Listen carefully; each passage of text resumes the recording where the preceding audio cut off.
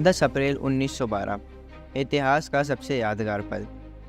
दुनिया का सबसे बड़ा जहाज आरएमएस टाइटैनिक अपने 4 रेस्टोरेंट, 2 बार्बर शॉप, एक लाइब्रेरी और भी बहुत सी चीज़ों के साथ अपने पहले सफ़र पर निकलता है। यह जहाज सबसे बड़ा होने के साथ साथ ही सबसे आलीशान जहाज भी था। इस शिप की लंबाई 269 मीटर और ऊंचाई 53 मीटर थी। ये जहाज साउथहैम्पटन से न्यूयॉर्क की तरफ निकलता है। इस जहाज़ के कैप्टन थे एडवर्ड जॉन स्मिथ। उस टाइम इस शिप को बनाने के लिए तकरीबन $7.5 मिलियन लगे थे, जो आज की करेंसी में $400 मिलियन माने जाते हैं। इस शिप को बनाने वाली कंपनी थी व्हाइट स्टार लाइन। इस कंपनी का दावा था कि ये शिप अनसिंकेबल है, यानी ये शिप कभी नहीं डूबेगी। शिप के निकलने के 2 दिन बाद 12 अप्रैल 1912 टाइटैनिक को अपनी पहली चेतावनी मिलती है। जिस रास्ते पर टाइटैनिक शिप जा रही थी, उस रास्ते में बड़े बड़े आइसबर्ग थे। इस एरिया में जितने भी शिप गुजरते हैं वो रेडियो के थ्रू कम्युनिकेट करके एक दूसरे को बताते रहते हैं कहाँ पर आइसबर्ग है और कहाँ पर नहीं। टाइटैनिक शिप आइसबर्ग से बचने के लिए 2 बार अपने रास्ते बदलती है। 2 दिन बाद 14 अप्रैल 1912 को 7 और वार्निंग मिलती है, लेकिन कैप्टन एडवर्ड इन वार्निंग को इग्नोर कर देते हैं। हैरानी की बात यह है कि इस दिन चांद नहीं निकलता है, यानी चांद की कोई रोशनी इस दिन नहीं थी। रात के 11:39 पर फेडरिक फ्लीट, जो शिप के क्रूज नेस्ट पर थे, जिसे अचानक सामने एक बड़ा सा आइसबर्ग दिखते ही वह जल्दी से 3 बार घंटी बजाते हैं, फिर कॉल करते हैं। कॉल लगा के कहते हैं, जल्दी से जहाज़ को मोड़ो, सामने एक बड़ा सा आइसबर्ग है। पर जब तक बहुत देर हो चुकी थी। सिर्फ 1 मिनट बाद ही 11:40 पर जहाज़ आइसबर्ग से टकरा जाता है। Titanic was a new breed of luxury liner. Titanic left port in Southampton, England. Among her passengers were many of the wealthy and influential. The band played the gayest tunes and American ragtime dances. The time was 11:40. The iceberg grazed the right side of the ship. And all of a sudden she lifted up quickly. Everything that was movable was going through her. I didn't think it was serious because I didn't think it was possible. A big ship like that could sink. जब captain को पता चला तो उन्होंने देखा कि ship कहाँ से डैमेज हुआ है। फिर उन्हें रियलाइज़ हुआ कि शिप तो डूब जाएगी। ये पता चलते ही वह शॉक हो गए। उन्हें लगा कि ये शिप तो अनसिंकेबल थी, फिर यह कैसे डूब सकती है। टकराव के 20 मिनट बाद 12 बजे कैप्टन एडवर्ड कहते हैं कि रेडियो पर एक डिस्टर्ब कॉल भेजो।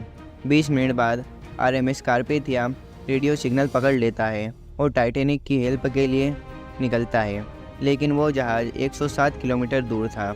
अगर वो जहाज़ अपनी फुल स्पीड में भी आए तो उसे 3.5 घंटे लग जाते। इसके बाद कैप्टन एडवर्ड ऑर्डर देते हैं कि लोगों को इवैक्यूएट किया जाए। शिप में मौजूद लाइफ बोर्ड के इस्तेमाल करके प्रोटोकॉल के अनुसार बच्चों और औरतों को पहले भेजा जाए। रात की 1 बजे शिप के आगे के हिस्से में पानी भर जाता है और शिप के आगे का हिस्सा डूबने लगता है। इस वजह से शिप के पीछे का हिस्सा ऊपर हो जाता है, जिससे लोग घबरा कर लाइफ बोट में बैठने के लिए लड़ने लगते हैं। जहाज़ पर सिर्फ 20 लाइफ बोट थे। रात के 2:05 पर आखिरी लाइफ बोट उतारी गई, लेकिन इसके बाद भी टाइटैनिक पर 1500 लोग थे। रात को 2:20 पर टाइटैनिक 2 हिस्सों में बढ़ गया और फिर धीरे धीरे डूब गया। 3 घंटे भी नहीं लगे इस कभी न डूबने वाली अनसिंकेबल शिप को डूबने में। इस दौरान बहुत से लोग डूबने लगे और जिन्हें तैरना आता था वो हाइपोथर्मिया से मर गए। पानी का तापमान -2 डिग्री था, जिससे अगर आप पानी में गिरोगे तो आपकी कुछ मिनटों में ही मौत हो जाएगी।